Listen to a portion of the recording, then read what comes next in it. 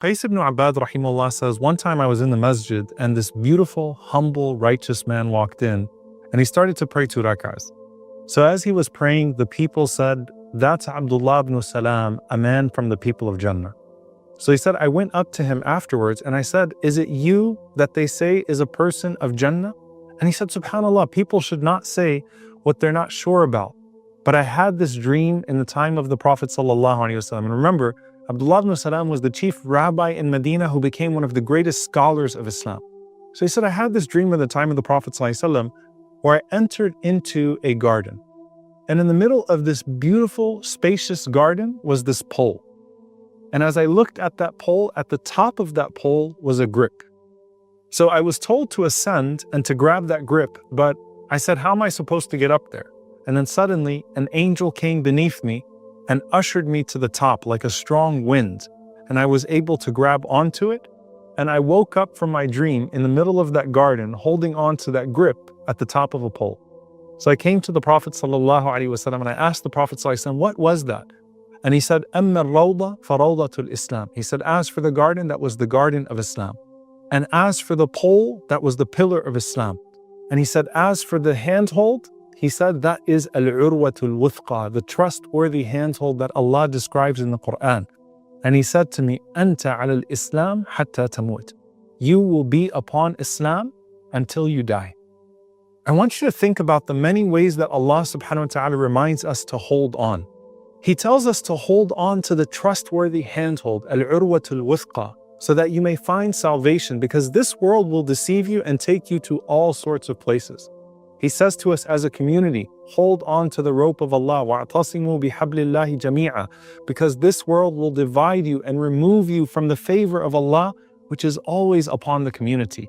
He says, hold on to the covenant that's been given to us with strength. خُذُوا مَا آتَيْنَاكُمْ بِقُوَّةٍ. Take it with strength, because this matter of Islam is serious. And deception with the law emanates from a dead heart. And the Prophet ﷺ said that there would come a time where patience is like holding on to a burning hot coal, because desires are all around you and so easily accessible. The Prophet ﷺ said, hold on to my sunnah like a man biting down onto it with his molar teeth, because you will live in an age of deception and you could easily find yourself drowning in deviation if you leave the sunnah of the Prophet ﷺ. The Messenger of Allah ﷺ mentioned the man who is called to zina by a woman of beauty and status. And in that moment, he holds himself and says, Inni akhafullah, verily I fear Allah.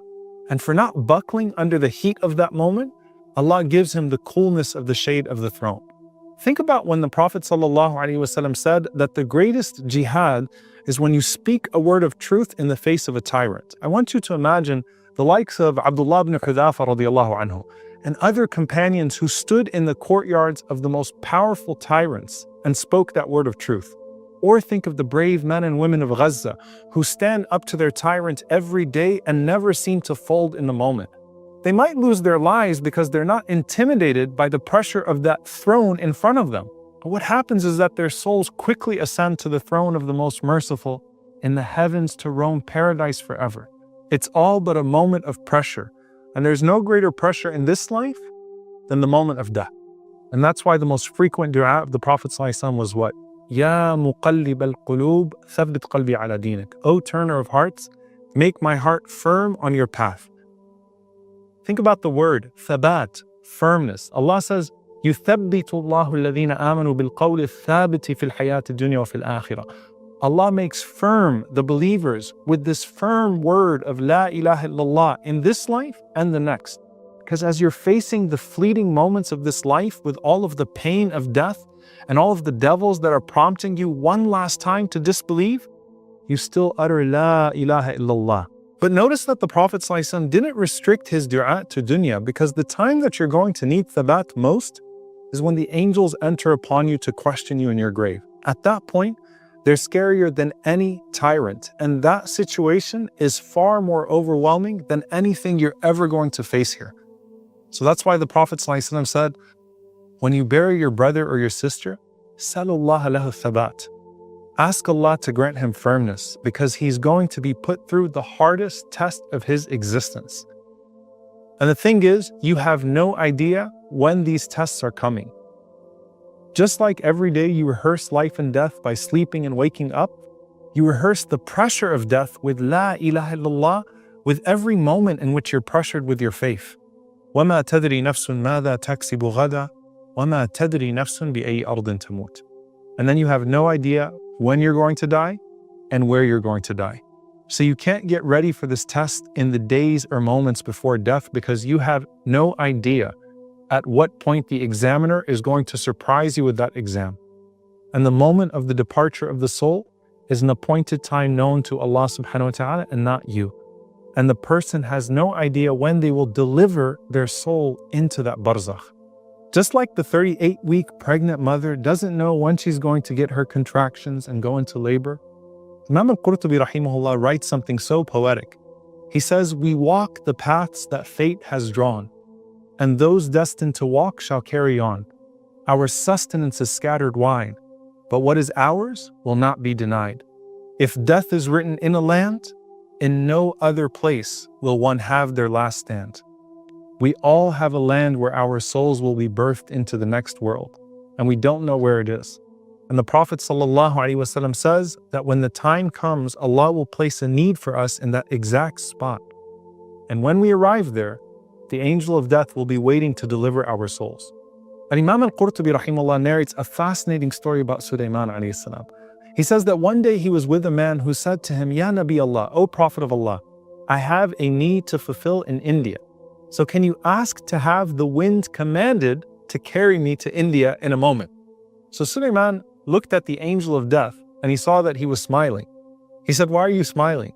The angel of death said, "It's astonishing. I was commanded to take the soul of this man at the end of this hour in India, but I saw him with you." So he saw that the winds carried him in that hour to India, and his soul was indeed taken from there. When your moment of death arrives to you, sometimes it comes at the most unexpected of times and in the most unexpected of places. And in that moment, suddenly you look up and you see angels approaching you, either in excitement or rage. They once breathed your soul into your body, and now they're here to take it out. No matter who else is around you, you only notice them now. The Prophet ﷺ said that you'll either, if you're a believing soul, see the angels descending with light at the end of your sight, just at the horizon. And the angel of death approaches, and he comes with a kafan smelling like the musk of paradise. And they say to you, "Salam, don't be afraid, O pure soul. Come out to the mercy and the pleasure of Allah." You smile and your soul jumps out of your body as your eyes see it go into that kafan, longing to meet a Lord that is pleased with it, ready to ascend through the heavens and ready to receive its reward. It comes out as smooth as the last drop of water from a jug, painless and without trauma. On the other hand, a wicked soul sees angels coming to it with rage, smiting it, and so the soul hides into the body, and the angel pulls it out with a hook as if it's ripping through cotton. Come out to the anger of a Lord you ignored and to the consequences you hoped wouldn't be real. So hold on tight with La ilaha illallah, the word of thabat, the word of firmness. For this is the most disrupting moment in your existence before the day of judgment. An angel once breathed your soul into your body, and you went through a few months in labor until you came out with one difficult squeeze. This time, the angel took your soul, and it went either through the heavens to experience all the comfort and reassurance it needed just as the tender baby in the womb, or to Sijin, the lowest places where spiritual miscarriages will be discarded. But then you have to transition to the barzakh. Your rebirth is beginning, and every soul will have to come back to the grave for delivery, as Allah promised us He would return us to the earth as He brought us from it in the first place. The Prophet ﷺ mentioned the squeeze of the grave, and it's different from the punishment of the grave. Not even the righteous Sa'd ibn Mu'adh was spared from it, though his death shook the throne of Allah, nor a pure baby who never had the chance to sin to be punished in the first place. But when the deceased is placed in his grave, he is squeezed in a manner from which no one, great or small, righteous or immoral, can escape.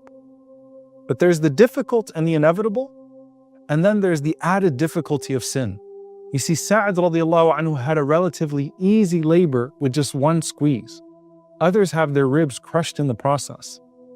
And now the exam. It was two angels who wrote down your deeds, Raqibun Atid. And it was two angels that will now test you, Munkar and Nakir. And it is two angels that will be with you when you rise, Sa'iqun wa Shahid. And even the way those angels look when they come to you is based on your deeds. Munkar and Nakir come in good form to a person of goodness, an ugly form to the ugly. You literally even make the image of your angels. And that unbelievable pressure is on as they say in a booming voice, Man Rabbuk, Ma Dinuk, Man Nabiyuk. Who is your Lord? What is your religion? And who is your prophet? And the only way you'll be able to answer in that moment of great pressure is if you knew how to answer under pressure here. Otherwise, you panic and are rendered speechless. But if you hold on tight, the labor will pass, the test will pass, and your soul will start to settle in its new world as it was settled throughout this life with the remembrance of Allah subhanahu wa ta'ala.